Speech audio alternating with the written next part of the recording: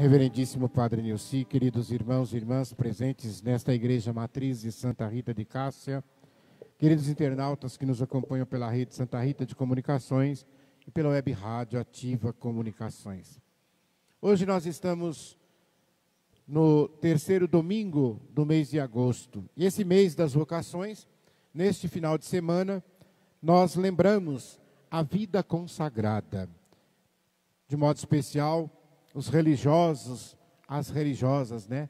Nós costumamos aí chamar de as freiras, os frades, os freis, irmãos, irmãs, os monges, as monjas, mas também os consagrados das novas comunidades. A palavra consagrado, que significa separado, que significa apartado.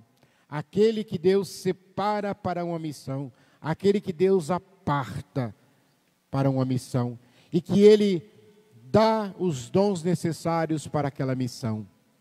E não poderia acontecer melhor, porque nós sabemos que o dia da solenidade da Imaculada, aliás, da solenidade da Assunção, é o dia 15 de agosto. Só que no Brasil a igreja pediu para que sempre a solenidade da Assunção, quando cai dia de semana, o dia 15, ela seja transferida para o domingo seguinte. Então, quase sempre, todos os anos, a solenidade da Assunção cai no terceiro domingo, coincidindo, e uma feliz coincidência, com essa memória, essa lembrança que a gente faz da vida consagrada.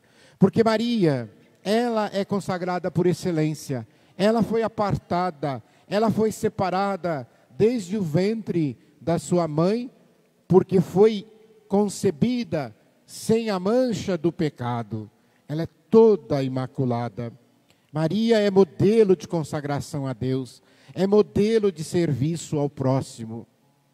E quando nós celebramos essa solenidade, eu sempre faço questão também de lembrar, para não haver confusão, né? São duas palavras, Assunção e Ascensão. A Ascensão se refere a Jesus.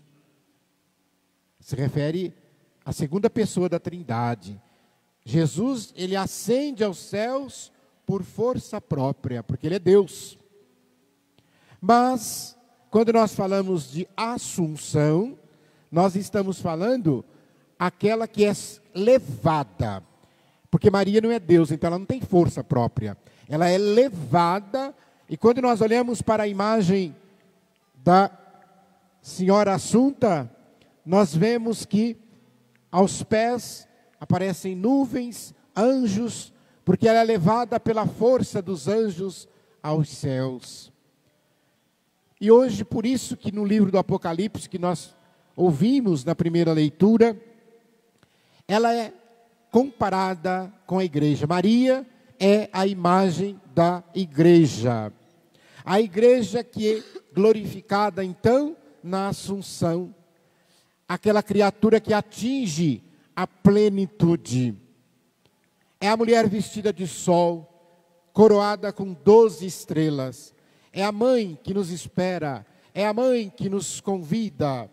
Tem um canto bastante antigo que diz assim: nós somos caminheiros que marcham para os céus. E eu costumo dizer que a cada dia que a gente vive, é como se fosse um passo que a gente desce na direção daquele que nos criou. Cada dia que a gente vive, a gente está mais próximo deste encontro e de também ser glorificado em Deus, de atingir a plenitude da nossa salvação. Isso é muito importante, por isso que a gente olha para Maria, perseguida pelo dragão, pelo inimigo, aqui no Apocalipse fala isso. A igreja, como imagem de Maria, a igreja de Cristo, perseguida também pelos dragões que ainda querem calar a sua voz. Quantas e quantas pessoas por este mundo afora estão neste exato momento presas nas cadeias, nos cárceres, que ninguém sabe onde é. Muitas delas perseguidas, silenciadas, não pode falar. Muitas delas são mortas, assassinadas por conta da sua fé cristã. Então, meus irmãos, quando nós olhamos para este livro que fala desta perseguição, então a gente precisa entender melhor o que tudo isso significa. Mas ela vence, e nós também, como Igreja de Cristo, venceremos.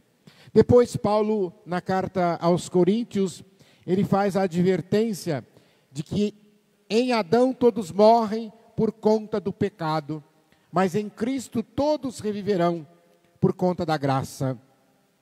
Ele fala que, como primícias, é Cristo que abre essas portas dos céus para nós. E é interessante a gente observar, já que estamos falando da Virgem Maria, quando Deus fez a criação, então estava lá Adão.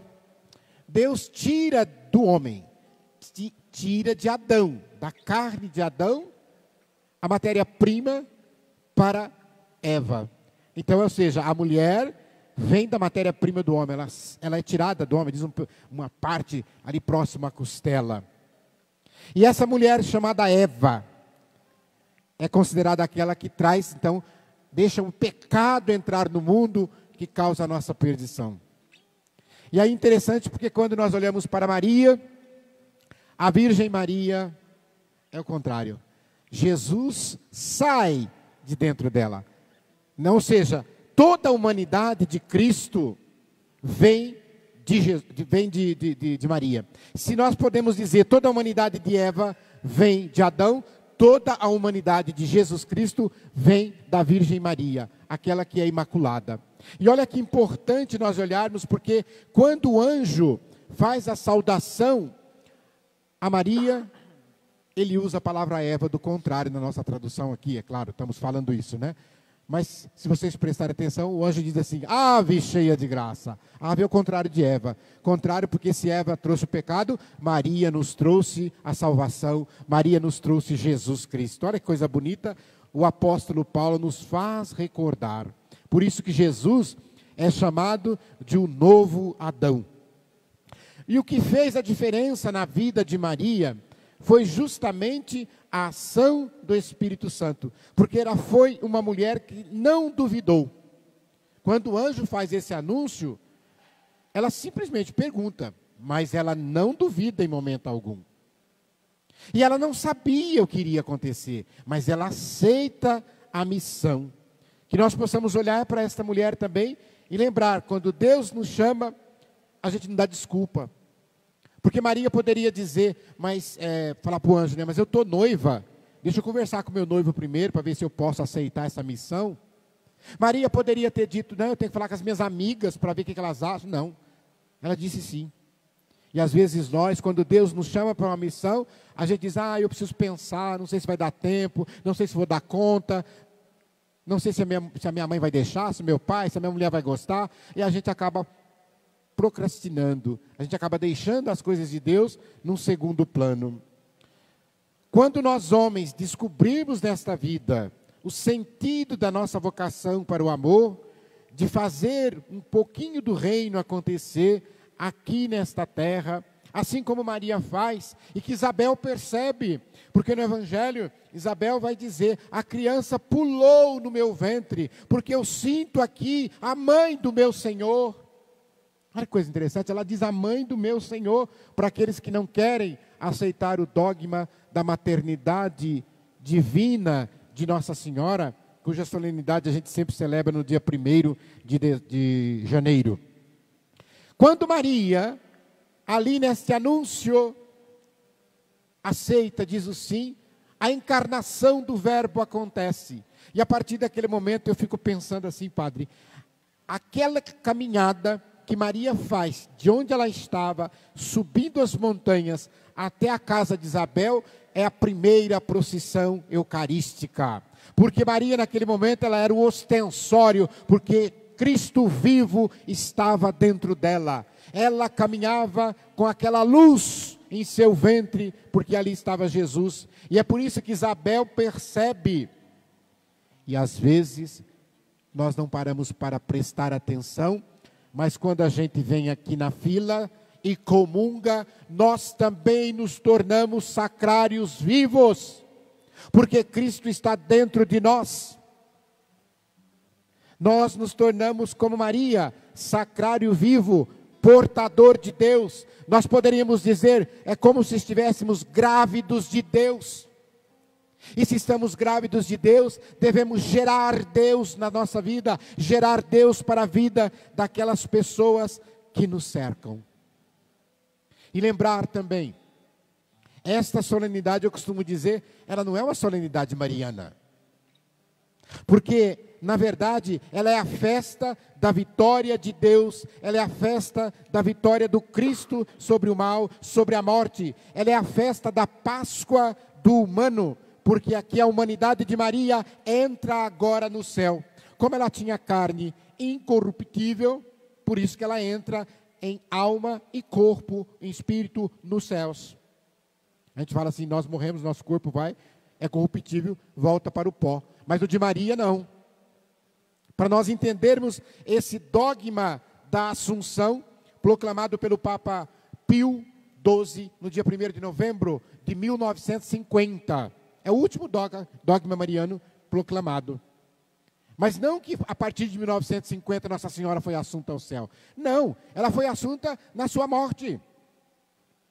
E aqui nós lembramos, se nós olharmos para os nossos irmãos católicos das igrejas orientais, se nós lembrarmos que quando Jesus entrega Maria para João, ali João simbolizando toda a humanidade, assumindo a maternidade de todos nós, Maria vai ficar junto com os apóstolos, eles cuidam dela, eles chamam ela de mãe.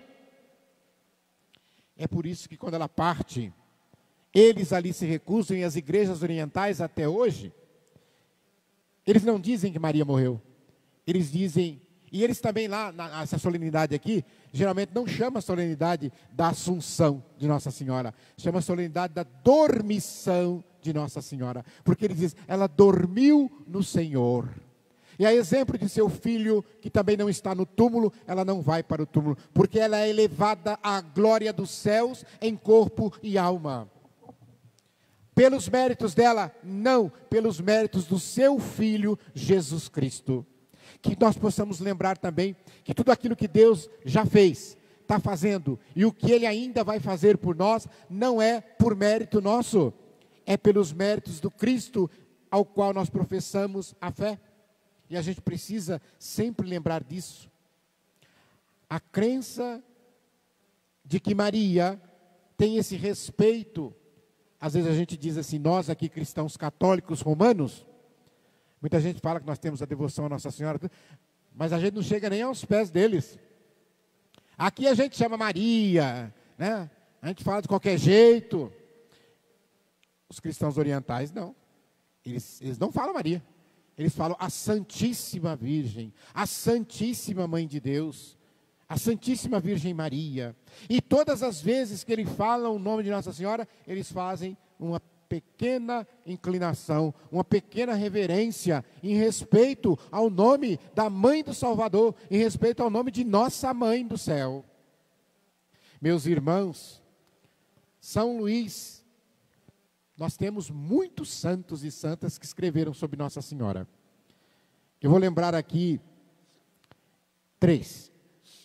Um é chamado de o poeta de Nossa Senhora, que nós celebramos dia 20 ontem, né?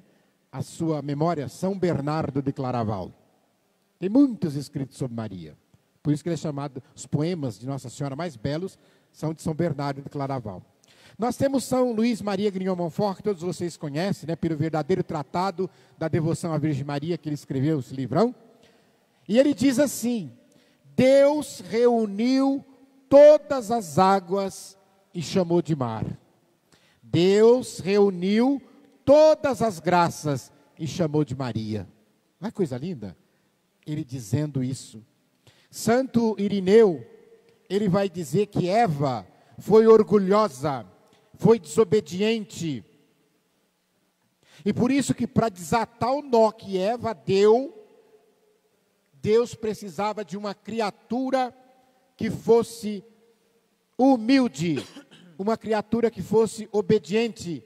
E esta pessoa é a Virgem Maria, que desata o nó que Eva deu, trazendo ao mundo o pecado original que mancha todas as nossas vidas. Meus irmãos, eu encerro lembrando que não tenhais jamais vergonha, não tenhais medo de mostrar e de demonstrar a sua devoção, o seu amor à sua mãe do céu. Assim como a gente demonstra o amor às nossas mães biológicas, não devemos ter medo, receio algum, de demonstrar este amor que nós temos para com a Virgem Maria. Que muitos de nós herdamos de nossos pais, dos nossos avós, e que nós possamos viver aquela fé simples, aquela fé humilde. E eu lembro aqui, lá daquelas senhorinhas do século passado, que quando rezavam o rosário, elas pegavam lá o rosário, segura na cruz, reza o credo, depois a primeira bolinha, o Pai Nosso, depois tem 3 bolinhas, não tem? E elas diziam assim, segurando a primeira bolinha, elas diziam assim: vamos rezar esta Ave Maria em honra da filha predileta do Pai. Quem que é a filha predileta do Pai? A Virgem Maria. Depois de rezar a Ave Maria, ela segurava na segunda bolinha e dizia assim: vamos rezar esta segunda Ave Maria, olha só, pela mãe de Jesus Cristo, a Virgem Maria. E depois elas segurava a terceira bolinha e dizia assim: vamos rezar esta Ave Maria pela esposa do Espírito Santo, a Virgem Maria. Gente, essa mulher é filha, essa mulher é mãe e essa mulher é esposa da Trindade. Tem alguém que tem mais intimidade com Deus do que a Virgem Maria? Então vamos ser devotos, vamos pedir a sua intercessão para a nossa vida, para os nossos projetos. Louvado seja nosso Senhor Jesus Cristo. Para sempre seja louvado.